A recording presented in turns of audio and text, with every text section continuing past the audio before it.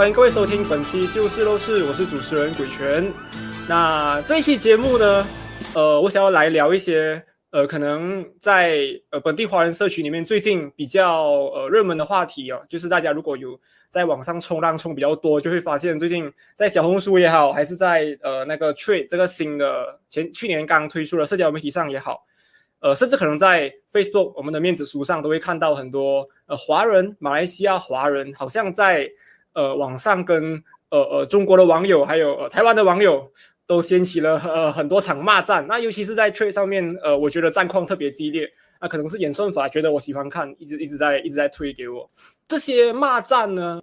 让我回到去我一直在思考的一个问题，就是大家在讨论华人性的时候提出了怎样的看法？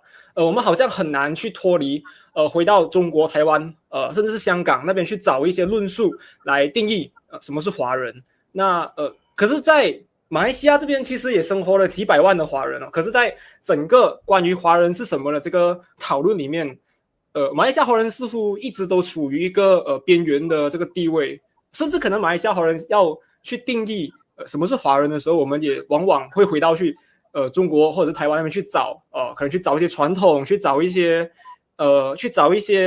很表面的东西去定义啊。你看我们华人就是有1、2、3、4、5、6、7这些特质，那你看在马来西亚的华人也有这些特质啊。就好像如果我们不回去中国，不回去台湾或者是香港这些所谓的大中华地区，我们很难，或者是我们没有办法光是在马来西亚去定义我们自己是谁。那在这种情况下，似乎我们也时常被台湾或者是中国当成是一种文化输出的对象，或者是统战的对象，就天然的一群对象，就好像马来西亚华人是什么蛮夷啊，需要被教化这样，然后台湾跟中国就来教育我们这样子。那最近的骂战就让我觉得，我们似乎可以来讨论一下这方面的话题哦。那所以今天我就请来了一个跟我一样不太想要被这种论述收编的麻烦人物啊，一位来自香港的宗教学者啊，那你看，那来自香港，你知道母语是广东话嘛？那中文也没有学得多漂亮。那最讨厌就是出到外面就被人家问候，想说我们中国最近怎么样啊，最讨厌这种民族情感的这种号召哦。那废话不多说，那我们的来宾已经在线上了，那我们马上就开始今天的节目吧。今天我们邀请到的来宾就是孔德维孔教授。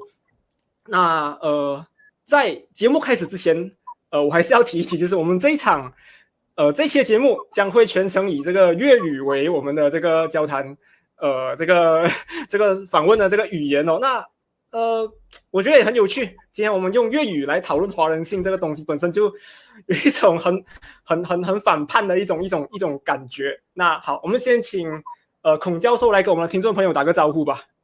喂，大家好，即係聽到我啲粵語就明白點解香港有執行國安法嘅，即係你真係大鑊，即係搞咗咁多年，真係大家嗰個華語水平咧，即係都係咁差。咁但係即係亦都未必係真係個個咁差，可能主要我自己都未差，所以冇辦法。即係好彩你啲客係吉隆坡嚟，如果唔係我都唔知點同你做節目。好啊，咁孔教授可唔可以同我哋嘅聽眾介紹下你自己咧？我係香港人啦，咁我主要係做宗教史嘅研究啦。咁我之前咧就喺即係我喺香港讀完書嘅，咁跟住就去咗唔同國家都生活過一段時間啦。即係 even after before 2019年之前，其實我都喺中東英國咁為主啦。咁跟住後來就去咗台灣，就教咗幾年書。咁最近就呢一年就嚟咗日本啦。咁但係就我成日嚟馬來西亞嘅，咁所以就即係認識咗李老兄啦。咁同埋一班即係一班你哋即係本地嘅朋友啦。咁大致上我嘅研究咧會以前咧就做得其實比較多咧，就係明清嘅穆斯林同埋基督徒嘅。咁去到而家咧，因為去中國做田野考察咧，本身都係有一定難度啦。咁特別係我做呢類型嘅題目咧，咁喺中國就唔係即係以前好 popular 嘅，而家就差啲啦。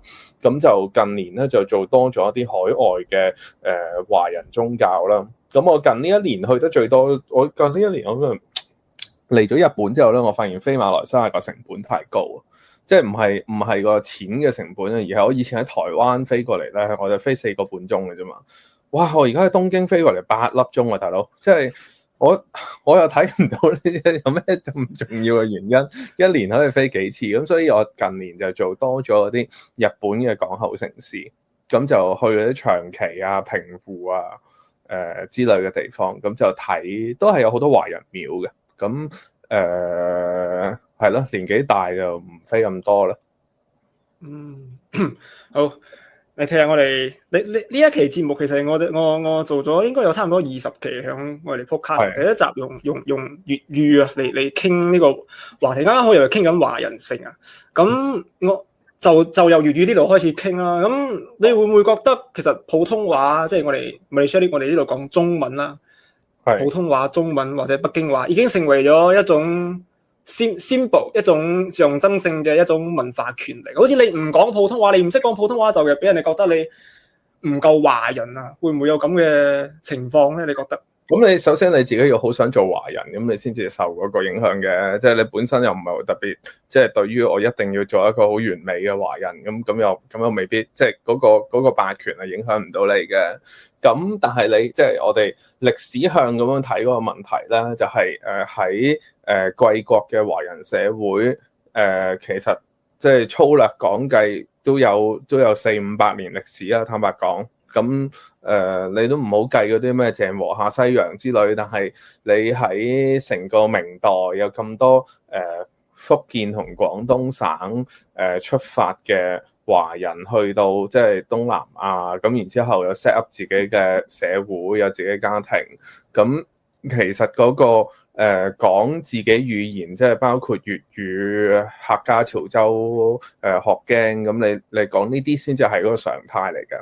咁點解我哋忽然會有一個即係社會壓力係，喂，你講華語啦？咁呢件事其實係喺嗰個世界華人嘅歷史入邊咧，係一個好偶然同埋忽然發生嘅事情。佢只有 around 100多年歷史。咁你喺1870年之前，其實即係所謂嘅中國嘅政權，即係當時嘅大清國，佢本身就唔 accept 呢班人作為一班即係decent 就合法嘅人，或者佢根本唔覺得佢自己同你哋有關係。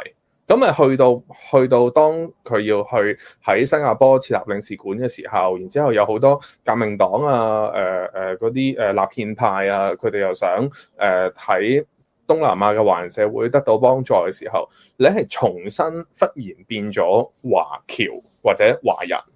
咁如果譬如你睇明清嘅檔案咧，華人呢個詞或者華僑呢個詞咧，喺1870年之前幾乎係冇出現過。咁所以我哋如果你去話我要爭取一個叫華人性嘅東西咧，你係爭取緊成為喺1870年代之後有民族主義概念定義下嘅華人或者中國人。咁但係呢個係個 option 嚟嘅，即係你唔一定要咁樣做嘅。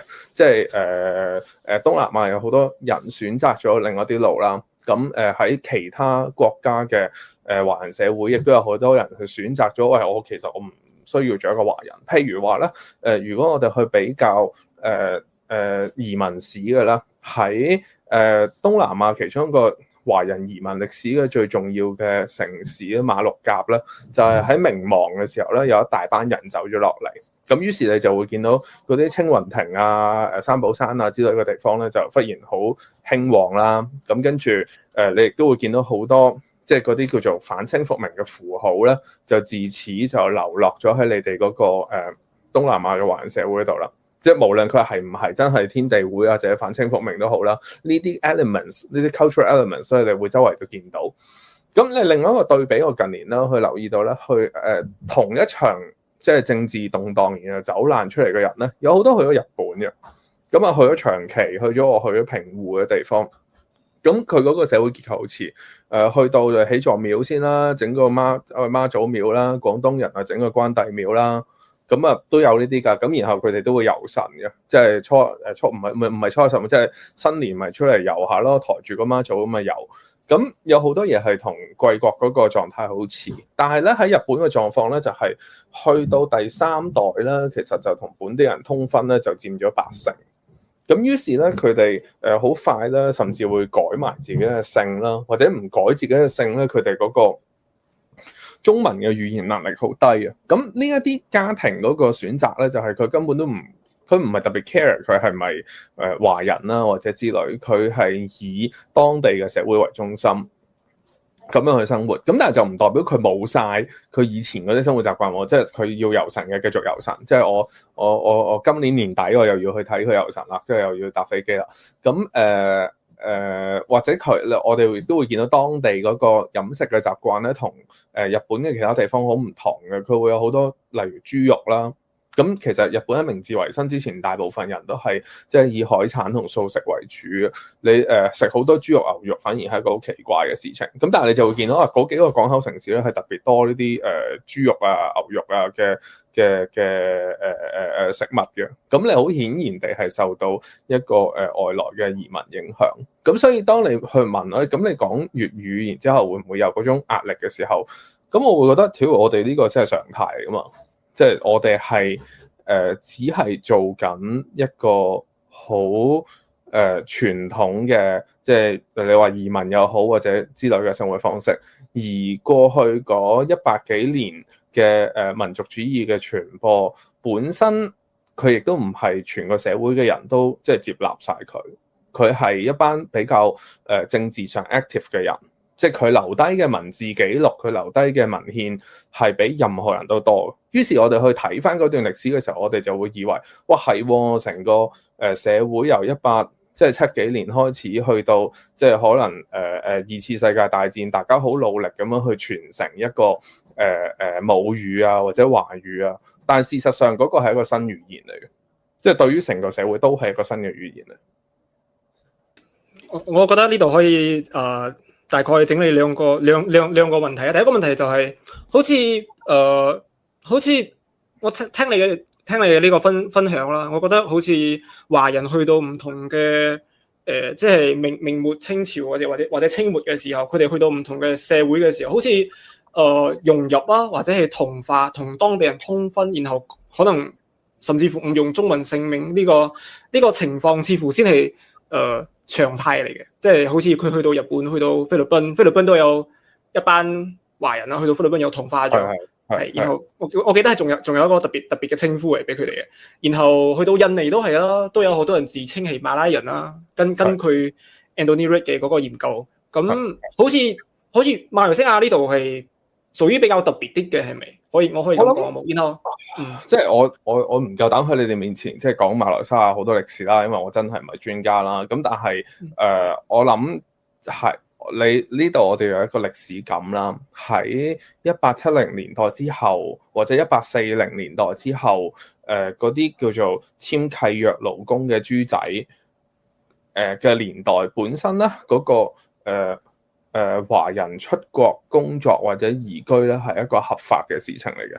咁所以你會見到有男亦都有女，但係喺1840年之前咧，嗰個社會係絕大多數嘅比例，無論我哋剛才講嘅任何一個國家咧，都係以男性為主嘅。咁個問題就係你信唔信呢班友係唔結婚唔生育，係冇任何嘅嗰個部分嘅生活咧？咁我就唔信嘅。你係好啦，於是你先至會睇到辜鴻銘個樣係似鬼佬噶嘛？係啊，因為你溝咗3代咁嗰個問題就係我哋而家去講呢個華人嘅歷史嘅時候咧，究竟有幾多係我哋喺有民族主義嘅概念之後，我哋重寫翻我哋嘅歷史啦？然後咧，有幾多係即係當時真係發生嘅事情啦？而當時發生嘅事情咧，我哋都要留意啦。即係喺前現代社會咧，有好多觀念同我哋唔同啊，例如性別嘅觀念啦。我哋講緊呢種性別嘅傳承，其實係一種完全以男性為中心嘅傳承嚟嘅。咁如果佢老母係一個本地人嘅話，即係無論係日本人又好啦，馬來人又好啦，雖然當年應該仲未有馬來人呢個即係呢個定義啦，或者總之佢係本地嘅人啦。咁點解我哋計 bloodline 嘅時候係計咗父系唔係計咗母系啦？咁而我哋知道呢個唔係常態嘅喎，因為譬如好似猶太人咁，佢去計呢個民族定義嘅時候咧，我哋往往都係以嗰個母親係咪一個猶太人去決定嗰個仔女係咪猶太人喎。咁所以我哋將所有以上講嘅嘢加埋，因為聽落去咧係非常之混亂嘅，而嗰個問題就係個事實就係咁混亂。嗰個事實就係你用唔同嘅角度去觀察咧，我哋去畫嗰個叫做華人嘅圈嘅定義，無論係呢個語言啦、性別啦，或者係一個法律上啦，或者係生活習慣上啦，你會發現嗰個圈咧永遠都畫唔埋一樣。咁既然畫唔埋一樣，就係喺現代嚟講，我哋就會話啲人咧係可以自己揀佢自己嘅認同嘅。咁當你可以即係性別嘅認同可以你自己去定義啦，你嘅信仰嘅認同可以自己定義啦，你嘅身份認同，我哋係需要尊重其他人自己嘅選擇啦。咁ethnicity 亦都會變成一種咁樣嘅狀態。咁但係呢個係一個好現代嘅觀念啦。當然喺30年前嘅社會一定唔係咁樣啦。咁所以我哋係活喺好多層唔同嘅歷史當中。而當我哋去講呢個華人嘅話題嘅時候咧，我哋就要背負咗好多歷史嘅包袱。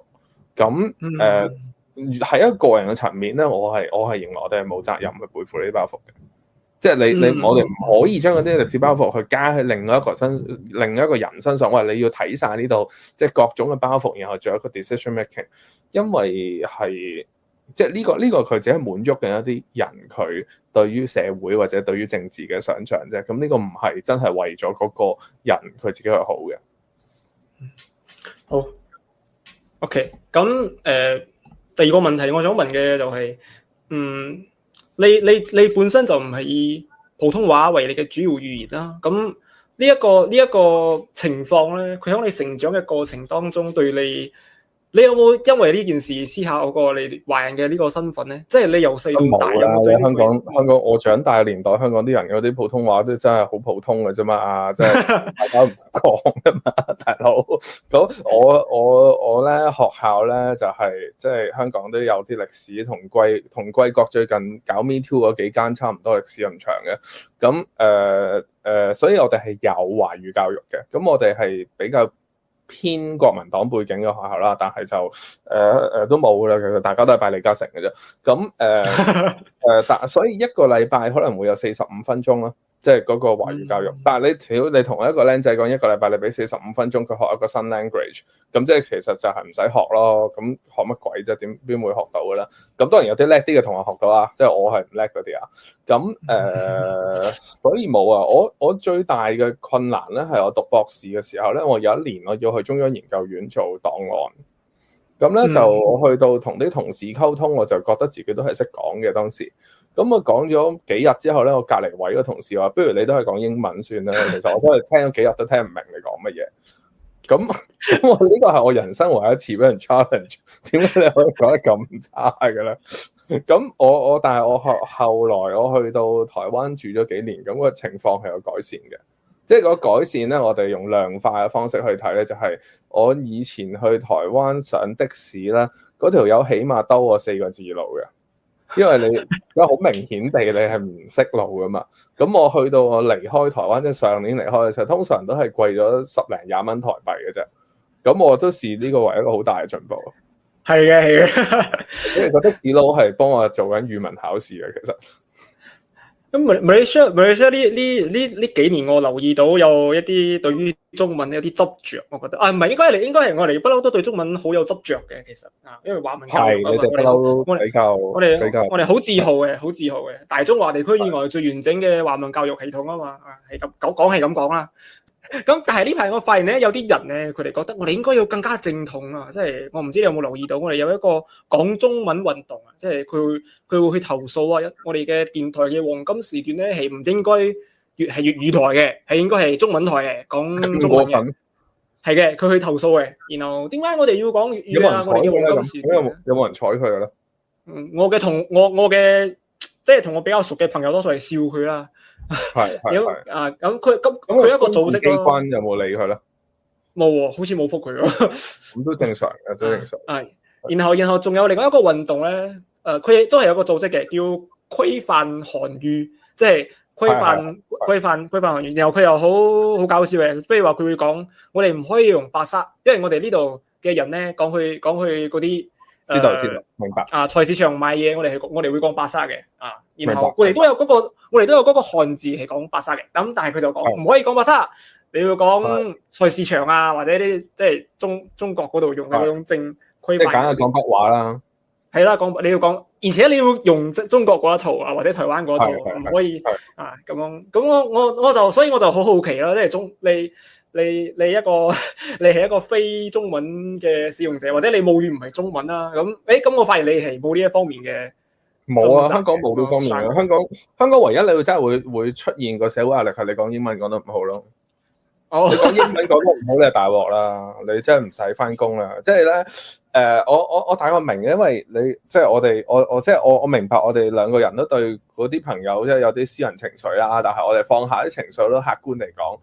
你去糾正人哋嗰個語言，然後覺得有一套語言規範，你必須要係先認為有一套文化嘅權力係屬於講得最乾淨嗰啲人。即係你係會覺得，喂，你係講英文咧，要即係 BBC English 咁咧，就係即係最高級嘅。咁所以嗰個就係啱，其他都係錯嘅。咁你於是咧，你就會好多笑話啦，去笑啲印度人講英文啦，或者去笑翻你自己即係身邊嗰啲人講嗰個口音啦。或者有一個時期咧，大概係我長大嘅時候，90年代、2000年代咧，就好多人會笑嗰啲港式口音。有好多即係電視嘅笑話啊，或者乜嘢，或者就會笑嗰啲喺中國嚟香港啱啱學粵語，然後佢個發音同 TVB 唔係好同嘅，你就會嗌咗咧嗰時發明咗個 term 咧，叫嗰啲做鄉音，即係佢係鄉下呢個鄉音呢個詞喺中文嘅語境從來都唔係貶義嘅。因為你以前有寫詩去寫，即係鄉音無改鬢無哀喎。你嗰個鄉音係只係講嗰個地方嘅語言，但喺香港嘅90年代、2000年代個背景就係嗰啲講粵語講得唔正嗰啲，佢就嗌佢哋做鄉音。咁呢個就變好搞笑，因為有好多人係其實係廣州嚟，而你要知道咧，廣府嘅粵語同香港嘅粵語咧本身都有啲差異嘅。咁但係你冇可能嗌廣府嗰啲人做鄉音噶嘛，大佬，人哋即係你喺個歷史上嗰個係先過香港嘅。咁所以你會見到其實你屌呢啲都係大家講嚟高興下嘅啫。佢呈現嘅係一個對於權力結構嘅認同，佢唔係真係呈現上一種邊個語言先係啱，邊個語言先係錯。即係如果我哋有一個語言學嘅角度去討論呢啲問題嘅話咧，咁其實個語言係不定咁變嘅。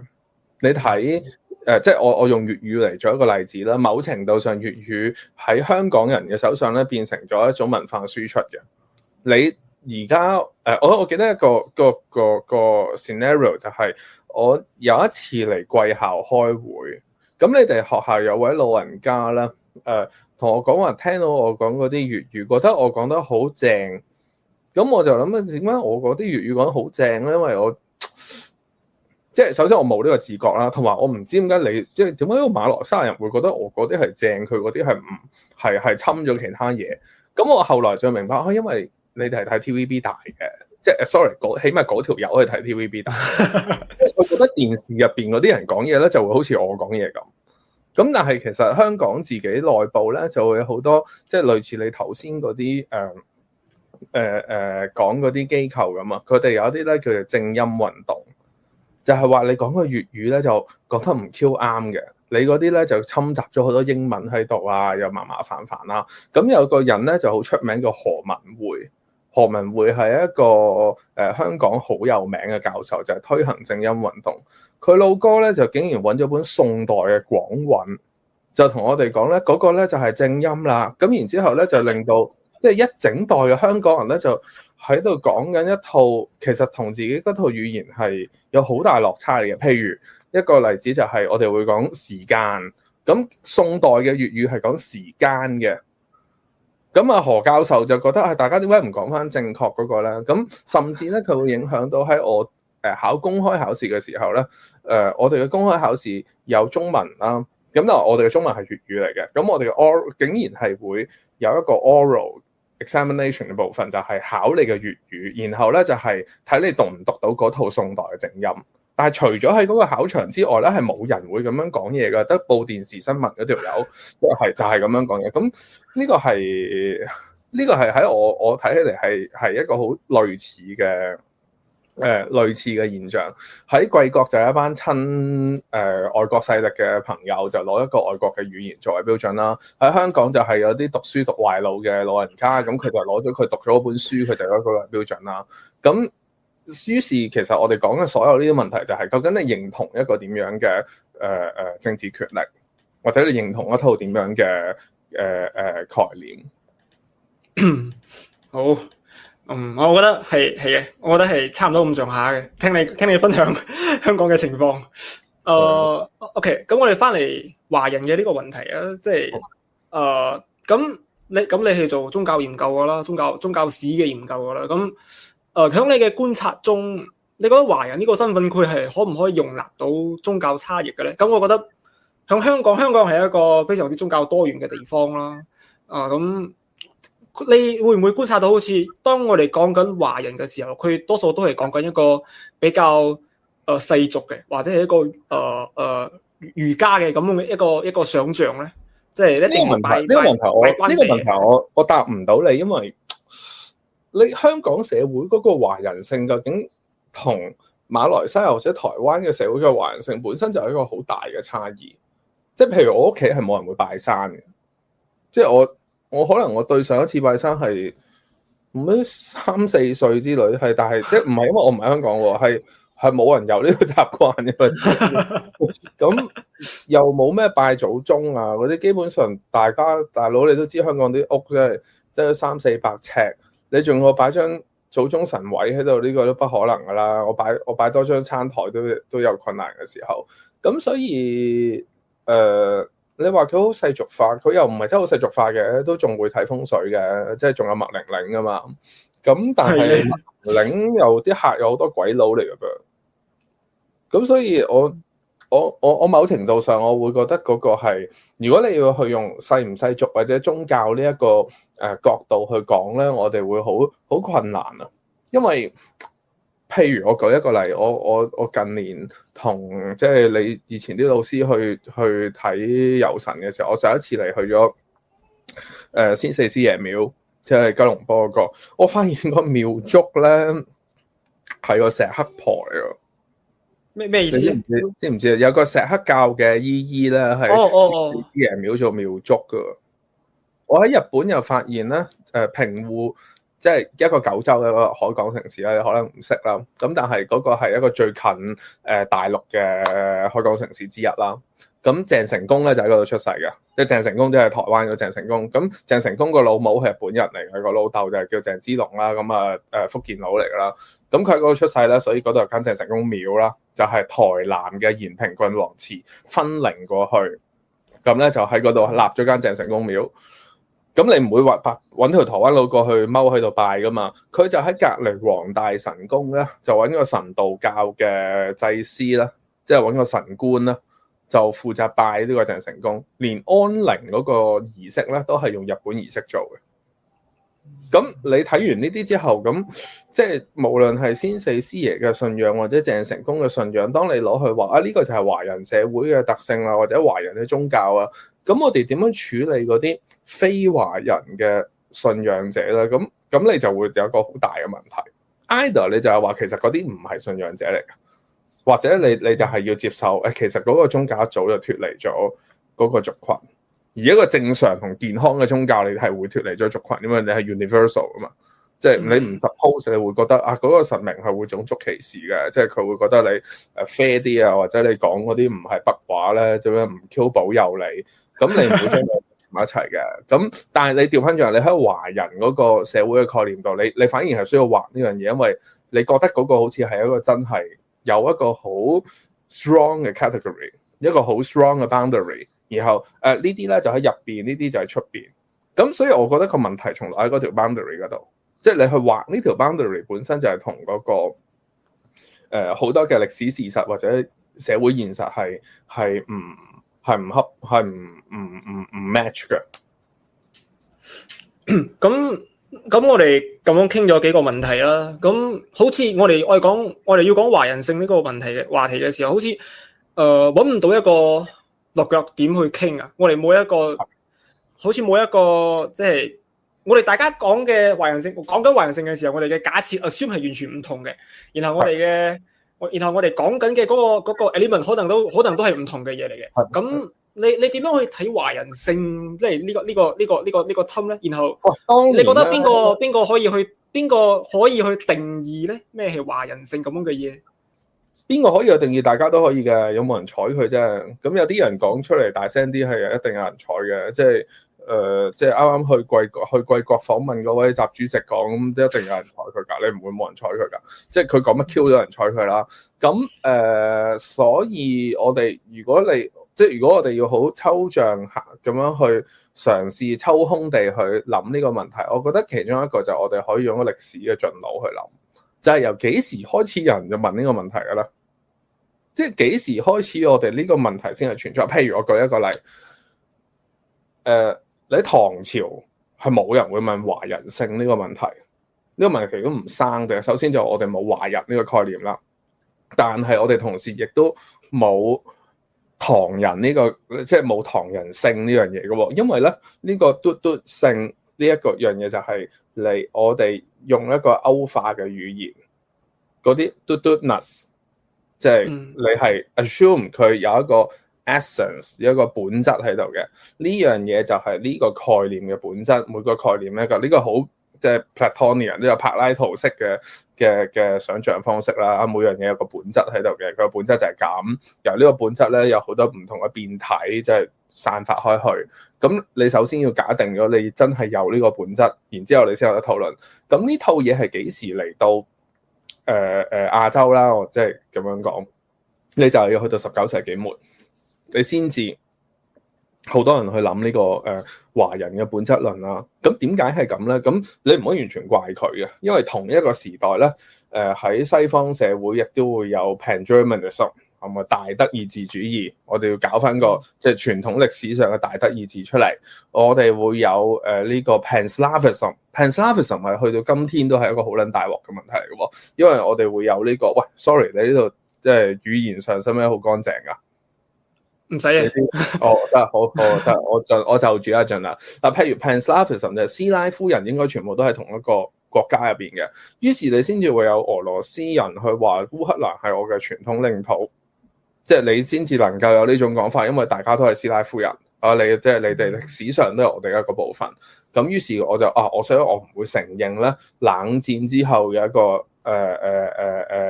西歐同埋北美俾我哋嘅 arrangement， 我唔認呢條界，我要用翻歷史上嗰條界。咁Pan-Turkism 係咪？即係鄂圖曼帝國有呢個泛突厥主義，於是我哋就會有新疆嗰個維吾爾人咧有一個認同困難咧，就係喂，我係咪呢個東突厥嘅 boundary 啦，定係我係中國嘅 boundary 啦？你就夾咗喺中間。咁有好多呢啲咁樣嘅想法咧，就係有 nationalism 嘅概念出現咗之後咧，即係大家先至會去問呢啲問題。而其中一個最重要嘅推力咧，就係第一次世界大戰之後，即係呢個 Woodrow Wilson 呢個美國總統，竟然即係提出民族自決，就作為一個即係世界通例，就係每個民族咧應該俾自己決定佢自己嘅前途。Woodrow Wilson 係一個非常西方中心嘅諗法，佢諗緊咧就係呢個大英帝國啲法國殖民地，喂，你有冇搞啲亞洲人啊？啲非洲黑人，你俾人哋自己揀，佢想唔想做英國人啊？但係個問題，你去到亞洲，你呢樣嘢咧就唔 make sense 嘅，因為我哋本身就冇 nation 呢樣嘢。你而家係要調翻轉嗰啲有唔同文化習慣、有唔同血統嘅人，我要去諗咁首先 OK 民族自決，咁我係咪一個民族咧？咁於是所有人就一齊要去答呢個問題喎。咁我哋係強行喺20世紀初嘅時候，俾人要求去答嗰個我哋係唔係華人或者乜嘢係華人。喺 Woodrow Wilson 或者呢一大套，即係唔係淨係 Woodrow Wilson 啦，當然即係有一大套嘅民族主義嘅傳揚之前，都呢個問題係唔 make sense 嘅，都唔知你問乜。咁你喺大清嗰啲咪大清嘅子民咯，你唔係大清嘅，你可以同時你可以道教，你可以道士，你嘅 identity 入邊根本就冇華人呢樣嘢。咁而我哋今天我哋成日去問嗰個華人性問題，如果譬如你擺喺一個歷史研究嘅，你就係夾硬有一個都冇華人呢個概念嘅地方咧，去夾硬畫翻個華人出嚟。於是你就會睇到好多咧，就係嗰啲喺唔同時期嚟嘅華人咧，究竟佢哋嘅共通點係咩咧？佢哋好重視嗰個拜山咁 let's say 咁你用個咁樣嘅 definition， 香港嗰啲咪唔係華人咯？咁咧我哋都唔拜山嘅，即係咁啊好大鑊喎！咁呢個就係一個大嘅，即係成個世界嘅背景啦。咁你喺中國呢個情況入邊咧，嗰個華人嘅推手咧，就呢個萬惡嘅國民黨。即係萬惡嘅國民黨咧，就當年係將華僑呢個概念咧係 popularize 咗。即係由佢係同盟會嘅年代已經有大量嘅即係同東南亞嘅互動啦。咁去到1926年咧，成立咗僑委會之後咧，佢就直頭將呢個變成一個係系統嘅工作。咁當時嘅東南亞好多嘅政府其實係 recognize 到呢個係一個問題嚟嘅。譬如當時嘅海峽殖民地總督，即係1926年嘅海峽殖民地總督係呢個金文泰。金文泰都做過香港總督嘅喎。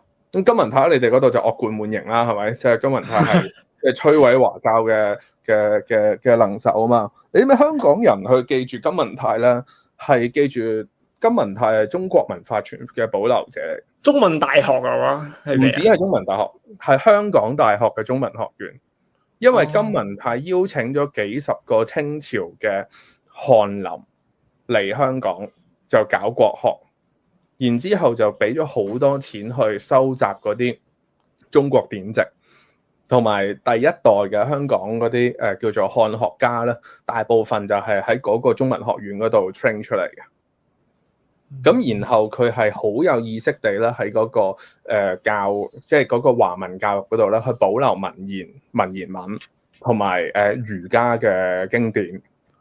咁甚至咧去到後來有間中學，即係用金文泰留低嗰啲resources 咧，係搞咗間金文泰中學出嚟嘅。而嗰間嘢係即係出名中文好嘅。咁你有冇你想象下點解呢條友佢會喺香港係咁樣做，而去到海峽殖民地咧，佢成個人好似 short 咗咁？即係佢去同嗰個新加，即係其實 actually 佢嘅 policy 係應該係只係 reach 到新加坡啦，即係成個馬來亞佢唔係真係影響到，但係要搞到要驅逐人出境，跟住又要即係拆人學校咁滯咁嗰個原因咧就係其實佢嗰個 policy 一以貫之，佢抗衡嘅係一套五四運動同國民黨影響力之下嘅華文教育。香港嘅華文教育從來都冇受過五四運動影響咁滯嘅。就係因為金文泰佢 set up 咗成套 system 嘅時候係同當時嘅中國後來嘅台灣係 make a big difference。個 big difference 就係我哋要唔要教三民主義啦，我哋要唔要教嗰啲五四白話文運動啦。咁你五四白話文運動入邊其實係承載咗好多咩救國啊咩我哋民族主義啊，民族主義嘅東西啦。咁你哋嗰邊係有呢套嘢㗎噃。即係反而你哋嗰邊咧係多好多呢套嘢嘅喎，所以中國人香港人嗰個即係真係我哋叫大中華膠嗰啲，即係中國意識好強嘅人啦，佢反而嗰套中國嘅想像咧係前五四運動新儒家啦，或者係嗰啲咩宋明理學啦，咁香港都好多宋明理學家嘅。即係佢真係覺得自己係朱子咁樣，即係佢真心地即係嘗試行嗰套即係朱子與王陽明的生活方式咁係有呢啲人嘅。咁但係你哋嗰度去講中國文化，你哋唔係講呢啲人㗎嘛？你哋係講比較 modern 嗰啲魯迅㗎嘛？你哋係係啦。咁我哋於是你就會睇到我原來有個好大嘅歷史斷層。咁所以退翻嚟嘅問題就係呢個我覺得嗰樣嘢本身就係我哋大家用住同一個叫做華人性呢個名詞去大家塞自己想塞入去嘅嘢。你塞到咁上下，你就會發現，喂，大家講緊唔同嘢喎。咁但係冇辦法，你已經上咗船啦。咁你就一路扮落去。咁人類歷史上好多嘢都係咁嘅，係咪？你過聖誕節，你都大家明白知道嗰個唔係耶穌基督嗰日生日㗎啦。咁但係你都過咗咁多年，咁你唔會叫梵蒂岡喂，下年唔好過聖誕節啦。我哋查到即係耶穌唔係嗰日生日㗎。咁個歷史事實係點，同大家想過嘅生活係點，係冇乜關係嘅。咁我覺得我哋又可以有一個新嘅諗法去睇華人性啊，新嘅嗰個 perspective 啦。我覺得你有冇諗過由宗教研究嘅角度嚟理解華人性呢樣嘢？哇！你講呢啲咧，咁我啲分定喺邊度嚟咧？請問，因為你要明白係咪先？即係我咁樣講完嗰句説話之後，咁我真係要揾啲認同呢句説話嗰啲人先至有人睬我喎。咁你大佬，即係揾餐晏仔食，唔好玩到咁大。係咪？即係呢個，我舉多一個例啦。即係我哋傾呢個節目嘅時候，我哋一開始我哋講呢個台灣僑委會嘅問題啦。咁呢個就係呢個角色扮演遊戲。當你玩耐咗嘅時候咧，其實你係好似食鴉片咁，你係斷唔到人嘅。就係你諗下，其實到今天貴國仲有呢個即係偉大嘅即係杜俊軒先生，係咪揭露呢個國民黨咧白色恐怖惡行？唉，屌！咁即係佢呢個最好，佢就係僑委會最好朋友啦。點解到今日仲會有僑委會呢樣嘢出現？本身都好詭異嘅。即係你哋同即係呢個喺網上同啲台灣弟兄即係鬧交咁樣啦，鬧嚟鬧去就話你哋即係馬來西亞華人親共咁，或者係黐埋中國嗰度。喂，大佬啊，你搞台獨搞咗幾廿年，你都仲有個大個僑委會喺度，咁你都明白，即係嗰套即係嗰個international 嘅華人網絡唔係真係咁容易捨棄嘅。即係喺對於佢嚟講，好明顯，你又要話自己唔係即係中國，咁你又要 independence from 即係嗰個。華人即係華文或者支語嘅影響，咁但係同時你又仍然要做僑務工作喎，咁好明顯係矛盾嘅。咁但係你亦都唔能夠怪佢，因為喺歷史時空陳水扁做總統嘅時候，你唔係真係 keep 住嗰個僑委會，咁你係咪真係放棄你所有嘅外交資源咧？咁呢個亦都不近人情，亦都不可能嘅。咁所以我估。對於馬來西亞人嚟，即係你哋作為馬來西亞人嚟講，係咪華人就你哋自己決定啦。咁你即係衰啲講句，你信咗伊斯蘭教之後，你身邊啲華人當唔當你係華人？呢個都本身都係一個問題。咁你去天然地同一個有14億人嘅大國家有個互動，我覺得係無可厚非，亦都係一個好正常嘅事嚟。大家同一個即係同一個即係唔知係咪 language 啦，起碼一個廣義上嘅語言相同，咁你廣義上有好多類近嘅文化習慣或者之類嘅嘢，咁你梗係同嗰啲人互動啦。我做生意都係做生不如做熟啦。咁我諗所有問題嘅症結就係究竟我哋而家講緊嘅係一個學術問題啊，係一個政治問題啊，就係講緊啲一般人嘅生活問題。一般人嘅生活問題唔需要被 justify 嘅。即係佢中意點樣過咪點樣過咯，關大家叉事啦。我覺得一開始我想我哋嚟傾呢樣嘢，梗係一個學術上嘅問題去探討啦。咁但係我覺得好難會迴避政治嘅問題啊，因為當我哋傾華人性嘅時候，尤其係今時今日，我覺得。